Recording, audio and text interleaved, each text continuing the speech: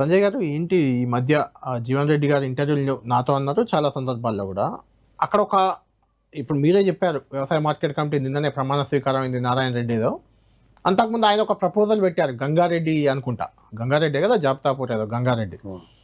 ఆ ప్రపోజల్ పెట్టిన వ్యక్తికి రాకుండా సంజయ్ కుమార్ అడ్డుకున్నారు ఆ తర్వాత ఆయన మర్డర్ జరిగిపోయింది అప్పుడైతే ఆ ఆందోళనలో కూర్చున్నో లేవో సంజయ్ కుమార్ కూడా దాన్ని ఎన్నుకున్నారు అన్నారు జీవన్ రెడ్డి గారు అన్నట్లేదు ఎక్కడ కానీ అనలేదు కానీ దాని వెనక సంజయ్ ఉన్నారు అనే రకమైన ప్రొజెక్షన్ జరుగుతుంది ఏం చెప్తారు ఈ హత్య రాజకీయాలు జగిత్యాలలో మొదలు పెట్టారా మీరు అదే రోజు జవాబు చెప్పిన జగిత్యాల ప్రజలు అభివృద్ధి కోరుకుంటారని హత్య రాజకీయాలు కోరుకోరు జగిత్యాల ప్రజలకు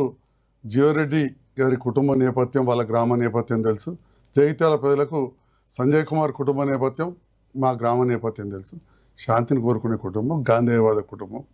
కాబట్టి ప్రజలకు అక్కడ దాని వెనుక సంజయ్ కుమార్ గారి పాత్ర ఏమీ లేదా హత్య వెనుక అసలు హత్య చేసిన వ్యక్తి నా ఇంటి ముందు వచ్చి ఒకరోజు ధర్నా చేసాడు సంజయ్ కుమార్ రాజీనామా చేయాలని చెప్పి ఆ ఫొటోస్ ఎవిడెన్స్ ప్రభుత్వ ముఖ్యమంత్రి కలిసి పనిచేసిన నెక్స్ట్ డేనే సో నాదే పాత్ర ఉంటే నా ఇంటి ముందు ఎందుకు వచ్చి ధర్నా చేస్తాడు దాంట్లో ఎవరి పాత్ర ఉన్నది అనుకోను నాకు తెలిసినంత వరకు అక్కడ ఉన్న భూతగాదాలు రకరకాల కారణాలు